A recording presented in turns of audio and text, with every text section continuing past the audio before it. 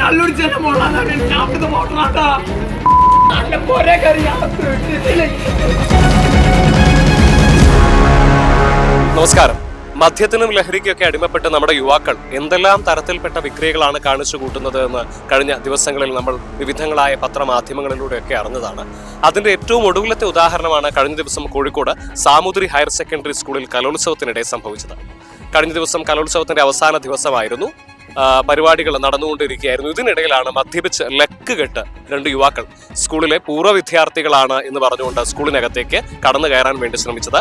പരിപാടി നടന്നുകൊണ്ടിരിക്കുന്ന വേദിക്കകത്തേക്ക് കയറാൻ ശ്രമിച്ച ഇവരെ സ്കൂളിലെ സെക്യൂരിറ്റിയും മറ്റുള്ളവരും ചേർന്ന് തടയുകയായിരുന്നു. എന്നാൽ ഇവരെ എല്ലാം മർദ്ദിക്കാനും യുവാക്കൾ ശ്രമിച്ചു. തുടർന്ന് നാട്ടുകാരെത്തി യുവാക്കളെ തടഞ്ഞു വെച്ചു. പിന്നീട് പോലീസിൽ ഏൽപ്പിക്കുകയും ചെയ്തു. അതുമായി ബന്ധപ്പെട്ടുള്ള ദൃശ്യങ്ങൾ നമുക്കൊന്ന് കാണാം.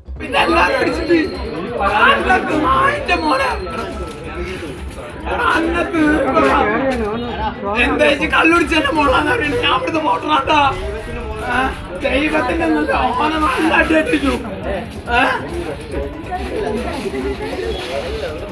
നായന്റെ മോനെ നല്ല കൊറേ കറി പോലീസുകാർ വന്ന് തല്ലി കൊല്ലാൻ കഴിച്ചു നായന്റെ മോനെ നല്ല കൊറേ കറി തീർത്തില്ല പേര് പട്ടി കിട്ടും നായന്റെ മോനെ നായന്റെ മോനെ വിചാരിച്ചോ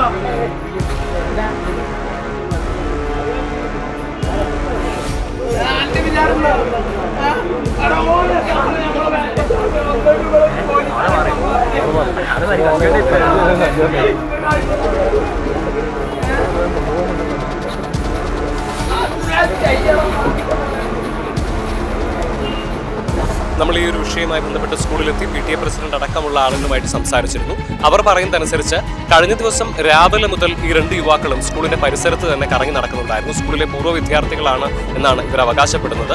എന്നാൽ വൈകുന്നേരം ഒരു 5 മണിയോടുകൂടി സ്കൂളിന്റെ ഗേറ്റ് തള്ളി തുറന്നാണ് ഇവരകത്ത് കയറുന്നത്. പുറമേ നിന്ന് ആളുകൾ പ്രവേശിക്കാതിരിക്കുന്നതിന് വേണ്ടി സ്കൂളിന്റെ ഗേറ്റ് അടച്ചു വെച്ചിരിക്കുകയായിരുന്നു. അത് തള്ളി തുറന്ന് ഇവരകത്ത് കയറുന്നു.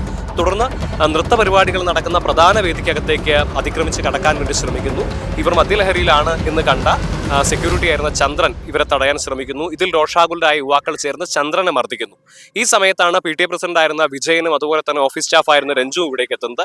ഇവർക്കും ഈ യുവാക്കളിൽ നിന്ന് മർദ്ദനമേൽക്കുന്നു. തുടർന്ന് ഇവർ പരസ്യമായിട്ട് അസഭ്യം വിളിച്ചു പറയുകയും ചെയ്യുന്നുണ്ടായിരുന്നു. ഇത് കണ്ട് നാട്ടുകാരും രക്ഷിതാക്കളൊക്കെ ചേർന്നാണ് യുവാക്കളെ പിടിച്ചു വെക്കുന്നത്.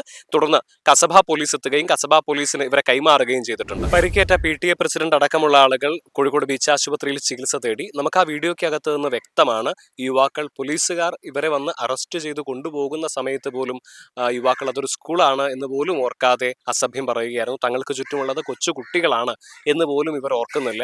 ഇവർ സുബോധത്തിലായിരുന്നില്ല എന്നുള്ള കാര്യം നമുക്ക് വ്യക്തമാണ്. മദ്യം മാത്രമാണോ ഇവർ ഉപയോഗിച്ചിരുന്നതോ മറ്റേതെങ്കിലും തരത്തിൽപ്പെട്ട ലഹരി പദാർത്ഥങ്ങൾ ഇവർ ഉപയോഗിച്ചിട്ടുണ്ടായിരുന്നു എന്നുള്ള കാര്യങ്ങൾ ഉൾപ്പെടെ മനസ്സിലാക്കുന്നതിന് വേണ്ടി പോലീസ് ഇവരെ വൈദ്യപരിശോധനയ്ക്ക് വിധേയരാക്കിയിരിക്കുകയാണ്.